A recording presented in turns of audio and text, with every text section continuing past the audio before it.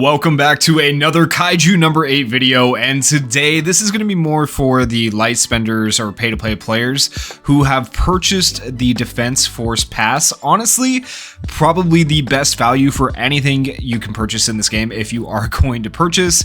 I did just buy the regular pass, right? I didn't buy like the premium pass for the $14. I bought the $7.99 one, which I would consider to be pretty dang decent. Like the premium pass gives you a few more crystals, it gives you some extra levels towards your pass, but honestly, if you're playing the game because the game just launched, you're gonna get these levels on the pass regardless, so I don't think it's necessary to buy the $14 one, but hey, you do you. But the main purpose of this video is to talk about what you get at level 30, namely, you are able to get a guaranteed 5-star weapon.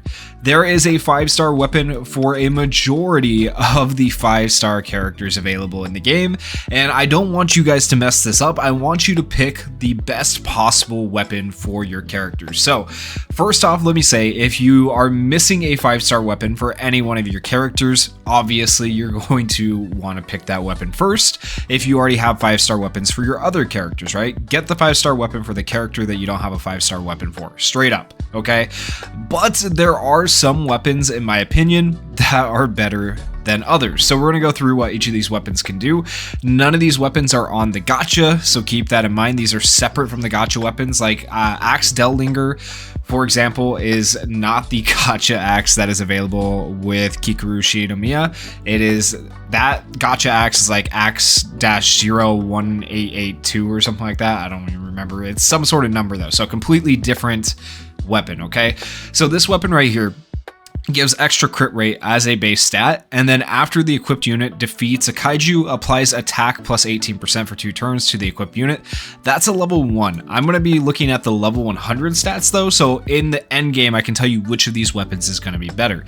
So 25% extra crit for Kikaroo, and then also you're going to be getting 28.8% extra attack. However, it's going to be only after the equipped unit defeats a kaiju you get that buff. So honestly, having to defeat a kaiju with this particular unit makes this probably the least desirable 5-star in my opinion. There are better like equip conditions for the other 5-stars and better like conditions for getting extra damage, so I would say literally choose any of the others, okay?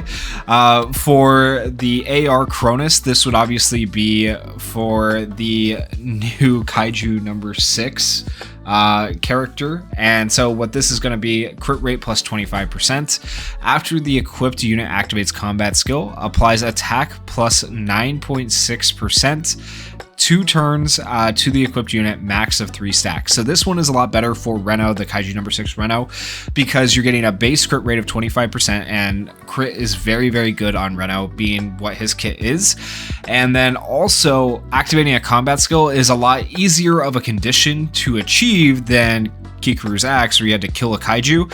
This one you're going to be able to do quite frequently, where you activate the combat skill and you're able to get an additional 9.6% attack for 2 turns, and then you can stack it up to 3 stacks. That's actually pretty nice. I wouldn't say this is the best. This is like, there's like 2 or 3 weapons in these 5 weapons here that do a similar thing, so this one's just okay in terms of weapons that you can get. But honestly, the way people are going to be pulling on the banners, people are probably going to be pulling for Reno, and then they may not get the weapon. Like myself, I didn't get the weapon, so honestly I'm probably going to end up picking this one just personally. That way I have a 5-star weapon on Reno, because I have a 5-star weapon on literally all my other characters from the standard banner. That way I don't have to go in and waste premium tickets on the Reno banner just to try and get the weapon. I think this is a really good choice for a lot of people if you don't want to waste your premium tickets, right? This is what you should be choosing probably if you do have Reno and don't have his weapon.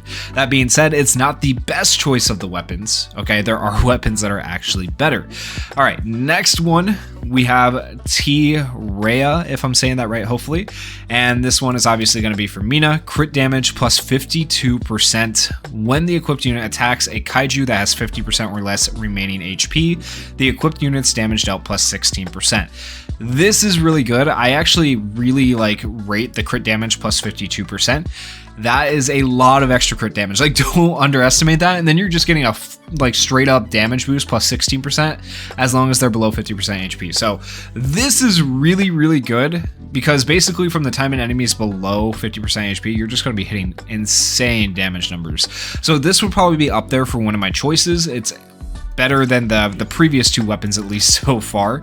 Then we have Hoshina's weapons, right? SW Ameno Torfune, if I'm saying that correctly. And it is going to be another crit damage plus 52.6%, so pretty similar to Mina's. And then after the equipped unit attacks a core exposed Kaiju, applies damage dealt plus 16% for 3 turns to the equipped unit. Once again, this one I probably would say is slightly less good than Mina's, because Mina's is just like permanent from the time they're below 50% health. She has that in an additional 16% damage, right? Whereas here you have to have a core exposed Kaiju, and then you only get that extra plus 16% damage for 3 turns. So out of the two, I would say Mina's is more valued over this one. That being said, 52% crit damage is still insane and very, very good. So don't overlook that. And then we have Gen's weapon. Crit rate is going to be plus 25%. If there are 3 or fewer Kaiju on the field, the equipped unit's attack plus 28.8%. So this is the one that I was saying was kind of similar to the AR weapon. The AR weapon had crit rate, this one has crit rate, and then this one just gives extra attack if you have 3 or fewer Kaiju on the field. 3 or fewer Kaiju on the field, honestly, very easy to achieve. So this is a weapon where you're going to be getting the extra damage pretty much all the time, and you're going to be getting the extra crit rate all the time. So this one's actually up there for utility. It's going to be pretty easy to achieve and use that weapon and get the most out of it throughout the battles. Then we have this one right here for one of the worst 5-star characters in the game. But even though it's like, there's no such thing as a bad character, right? Just out of the 5 stars, not as good as the others, okay?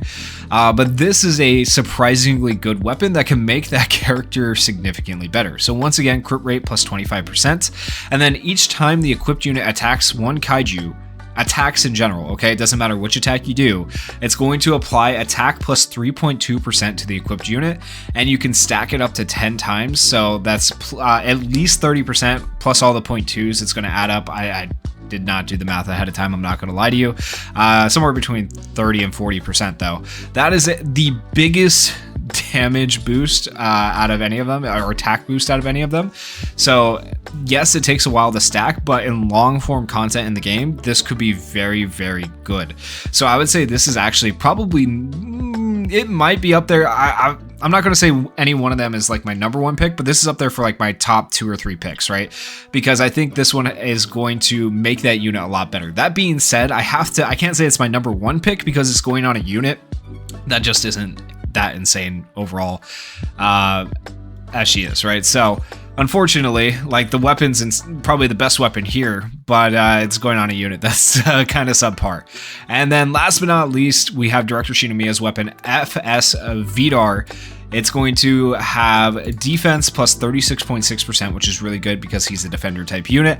After the equipped unit activates normal attack, applies damage taken reduction plus 4.6% for 2 turns to the equipped unit with a max of 3 stacks. So you are able to stack it up, and it's anytime you do a normal attack, so pretty easily achievable. I really like this one. I think this is going to make him a lot more tanky.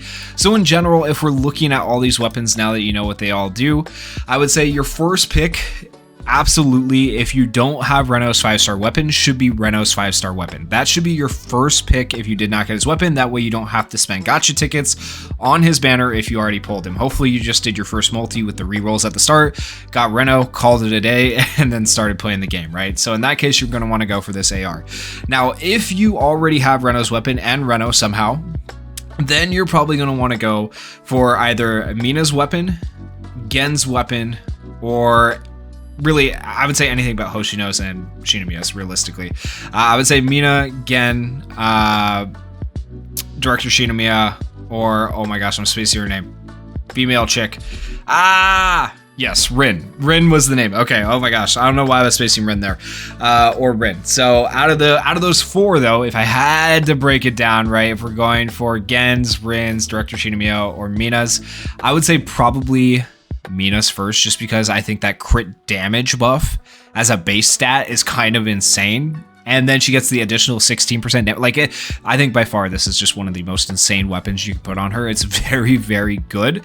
And then I would probably go for Gen's then it's a toss-up between these two, honestly, whichever one you want to go for. So I'd say top two weapons to choose are going to be Gen or Mina, whichever one you are feeling more. If you've already got the weapon, once again, for Rena is your number one weapon choice, probably, though.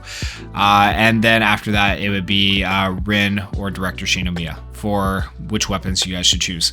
So if you guys are choosing a weapon, hopefully this helps you out. Once again, that is going to be at level 30 in the pass. It is a premium currency.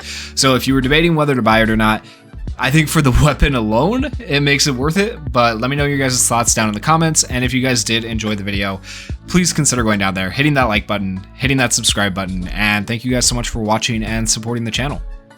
Peace.